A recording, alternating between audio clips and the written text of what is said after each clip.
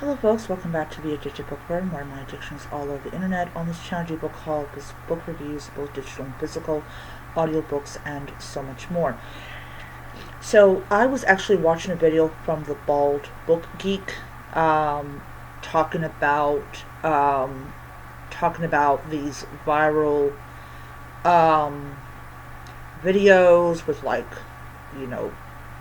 book reviews and stuff like that, and about how people have come to him and have or there have been things that have been released about how these books become as viral as they do and everything. So on my Nook e-reader, I have Onyx Storm, the third book in the Imperium series.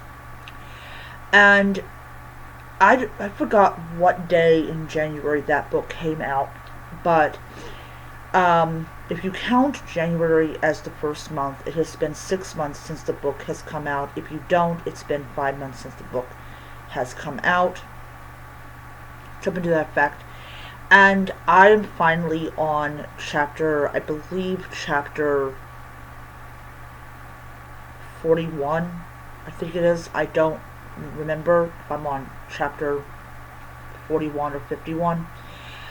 But anyways, me and that book have a very, kind of relationship that is not good. So, by now, most people have already finished reading the book. They have done their little teary things and all that type of stuff. And it's like, I feel like I'm the only one who has finally made it to 61% of that book, and I feel nothing towards the characters. And the thing about it is that one of the things he was talking about is that you basically have you have to lie about how a book felt if you give an honest review about the book. Like, if you basically say that the book is really horrible, you're punished for your honesty. And it used to not be like that in the past. Publishing houses paid money for honest reviews of books, because that was what got people to buy the book. Now we have fabricated emotions. We have all of this stuff that's going on.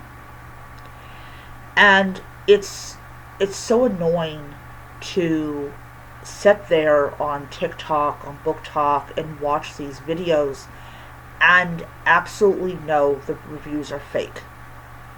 You can't trust reviews on Book Talk anymore. They're all lies. They're all made up. They're all fabricated. They're all as fake as the people that are doing the reviews. But people subscribe to them, and they follow them, and everything. And for me, I'm going back and I'm reading books that I read 12 years ago or 20 years ago, because to me it's like I forgot what the book was about. I forgot what any of it was about, and so it's like I've never read it before, and so I give this review. And I am almost done with Home is Where the Bodies Are, as well as the Strawberry Patch Pancake House, which I will be honest, I am enjoying both of those books. They're the Strawberry Patch Pancake House is not the world's best piece of literature. It's not, but I like it. And I like the characters, and I like the little town that the characters are in. It's quaint and it's cute, and it reminds me of a world that I wish I lived in. And that is what I get out of the book. And that's the most important thing, is the quaintness and the beauty of this little town in a world that's very ugly now and very, very hateful. So when you have people, and people have the right to have their opinion about the lady that writes the books and everything, but I I like them, and I will continue to buy them as long as she's writing them. Home Where the Bodies Are is interesting in a way where it shows what happens, like how death brings people together, and um, just exposes the nastiness and ugliness of the choices that people have made between the time they left home to the time they came back. Um, and I think that you have that kind of emotional state where I cared, I cared a lot about, the people in Homes Where the Bodies Are. And you're sitting there reading this book, either digital or physical, and you're like, how in the world could you become addicted to something that you know is bad? And you kind of sit there and you kind of grasping air and be like, you get so angry at this one character. I believe it's Nicole, that that life was so difficult that she had to go to drugs and everything, making her world just so much more worse than it was prior to using it. And how there's like this history or this connection between like the drug addiction of the mother and the daughter.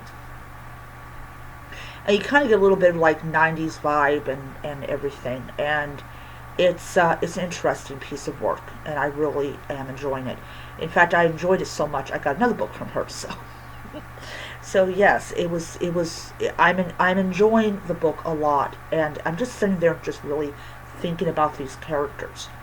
And you don't really get that in a lot of people when they do reviews. They do quick, like 30-second reviews that absolutely make no sense. And I'm sitting here in front of the camera telling you, this is how I felt about this character, or this is how I feel about, about what's going on. And to know that the father was in some way responsible for the death of, of this girl, is kind of like, is that the root of the problems that these characters are going through?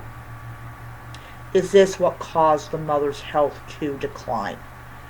And everything. So you kind of have to ask those questions. You got to sit there and really think about. And that's what I really do happen to love about horror and thrillers, is you're sitting there and you're thinking about, why are these crummy decisions these people make? Is it just something that is like genetic? That's, is it, or is it something a lot more? And that's what I think horror movies also do. Is horror movies also ask those questions that fantasy, these TikTokable books don't answer at all. And then, of course, everyone knows I'm reading a romantasy right now because I just want to read one. I just want to see what the big old deal was, why there was people that didn't like the book I'm reading. And there was a couple funny moments in the book, and I laughed. It was funny. It was funny to kind of have this bantering going on right now. But definitely, I will say definitely, if I want to pick a bit like a kind of a caring level, I care more about the characters in the romantasy that I'm currently reading than I care about the characters in Onyx Storm. And unlike Onyx Storm, I'm actually sitting down and reading that book, and kind of thinking about what I'm reading and how these characters fit into this whole plot, and everything. So, as much as I love Book Talk, especially their horror recommendations, because I just feel like there's more honest people on Horror Talk than on the other different branches of TikTok, of Book Talk and TikTok. I just feel like the people on Horror Talk are a lot more honest about what they're doing, about what they've read, than people that review like romantasy or fantasy or all that type of stuff. And I really do appreciate that a lot. Um, but it's an interesting video that I watched about how fake book talks reviews are, and they are fake. They're all fake, except I believe only in horror talk that you don't have that fakeness that's going on. I really, as I said, horror talk people, they're a lot more realistic than the people that do those stuff. Um, and for people that may not know, I did get my Kindle Unlimited back, and I did borrow a couple of books from Kindle Unlimited, especially the Cat Cafe one. And right now, I've got a package that from DHS that has still failed to show up, which makes me kind of wonder if that person didn't take my package home. I can borrow it from the library, that's not a problem, but the point is, I would like my stuff. I don't know. I would like my stuff. Um, but I think that even if even if TikTok goes away, we're still going to have the same kind of fakeness going on in BookTube. And it's sad that you have to lie about liking something, or you have to feed off of people's emotional state. And I've gotten to the point where the only TikTok that I actually watch is the horror talk, because those are the only, as I said before, those are the only honest people on TikTok. Um, in there, but yeah, it's sad. It really is sad. And I know that when I do a video, like especially I talk about Onyx Storm, and the fact is that I feel absolutely nothing towards these characters. People are going to be like, but that was like the best book I ever read in my entire life. Um, Not to me, it isn't. My own book that I probably am not going to publish until later on down the road, um, is more entertaining than the stuff that comes out of the five big publishers.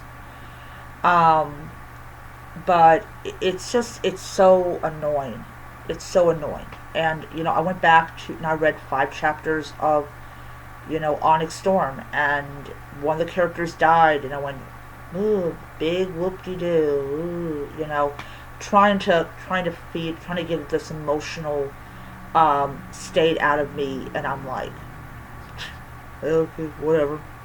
I had nothing. I had absolutely nothing. And I really think that, and I do agree with BaldbookGeek, that they have figured out a way to bypass your critical thinking skills. And now there are like there's a book that I did a review of earlier this year. Um, there's a ton of Wings on Fire, and the new book is coming out this year, and I'm really excited about that book. I know Rachel didn't like it, and that's she doesn't have to like it, but I liked it so much because idea of like people being able to turn into dragons is pretty amazing, and the fact that you know the characters are even remotely interesting, and I really was like, okay, what's going to happen now? What's going to happen now? And the fact that that essentially the dragons are living among people and they don't know it, which is something I've never read before.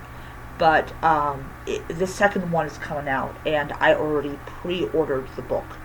As a Kindle edition, not as a physical edition, because I'm trying to like do the horror library thing. But as soon as it comes in, I'm definitely going to immediately read it and immediately do a review of it because I'm enjoying it. I'm enjoying her work and everything. But it's just kind of I just kind of shake my head at the whole thing.